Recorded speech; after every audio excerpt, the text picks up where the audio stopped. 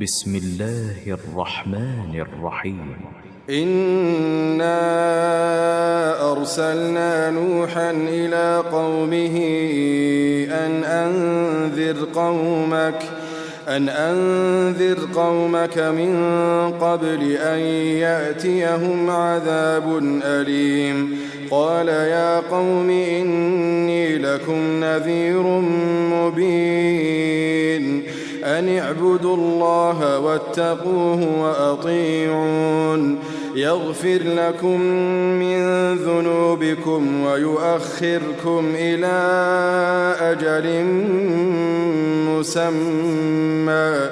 إن أجل الله إذا جاء لا يؤخر لو كنتم تعلمون. قال رب إني دعوت قومي ليلا ونهارا فلم يزدهم دعائي إلا فرارا وإني كلما دعوتهم لتغفر لهم جعلوا أصابعهم في آذانهم واستغشوا ثيابهم وأصروا واستكبروا استكبارا ثم إني دعوتهم جهارا ثم إني أعلنت لهم وأسررت لهم إسرارا فقلت استغفروا ربكم إنه كان غفارا يرسل السماء عليكم مدرارا ويمددكم بأموال وبنين ويجعل لكم جنات ويجعل لكم أنهارا ما لكم لا ترجون لله وقارا وقد خلقكم أطوارا ألم تروا كيف خلق الله 7 سماوات طباقا وجعل القمر فيهن نورا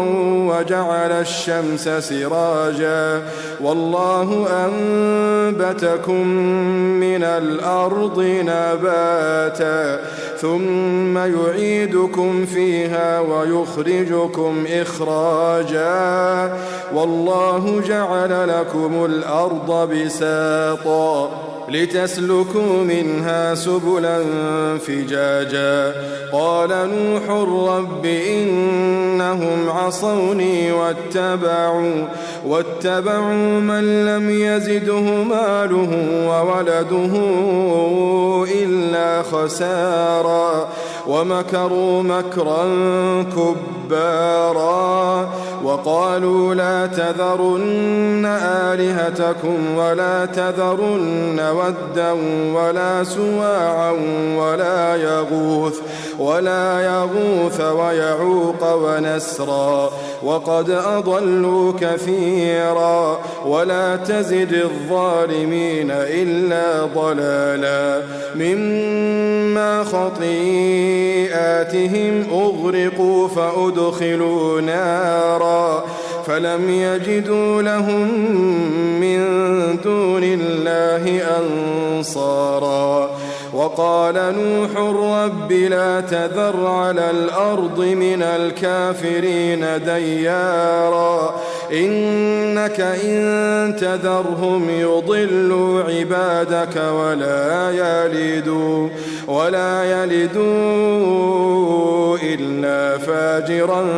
كفارا رب اغفر لي ولوالدي ولمن دخل بيتي مؤمنا وللمؤمنين والمؤمنات ولا تزد الظالمين إلا تبارا.